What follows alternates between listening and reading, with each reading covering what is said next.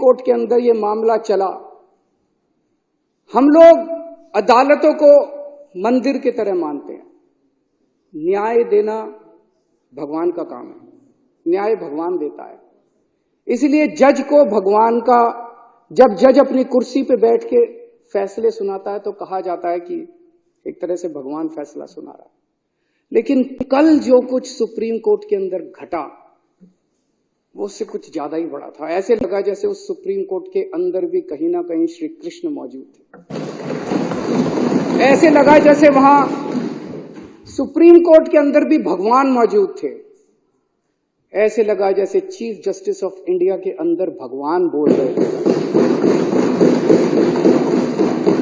ऐसे लगा जैसे चीफ जस्टिस ऑफ इंडिया के जुबान के ऊपर भगवान बैठे हुए थे, भगवान उनके जरिए बोल रहे थे।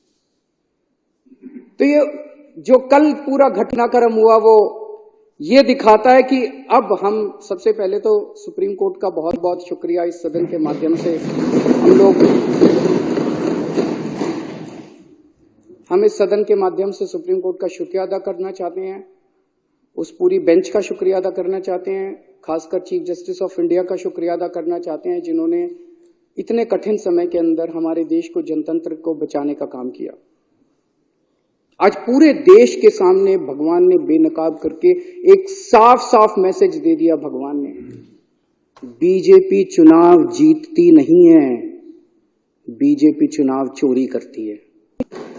पूरे देश के सामने सबने वीडियो देखा है, सबने किस तरह से सुप्रीम कोर्ट का आदेश सुना है, सबने पूरे पिछले एक महीने के घटनाक्रम ने पूरे देश के सामने इस पार्टी का चीर हरण करके छोड़ दिया कि बीजेपी चुनाव जीतती नहीं है, बीजेपी चुनाव चोरी करती है। ये कोई संयोग नहीं है कि एक छोटा सा चुनाव, चंडीगढ़ के मेयर का चुनाव क्या होता है, कुछ भी नहीं होता। हमने तो ऐसे सोचा था उस दिन कि ऐसे ही हो जाएगा। हमें तो एक छोटे से चुनाव ने पूरे देश के अंदर सारे देश को हिला दिया।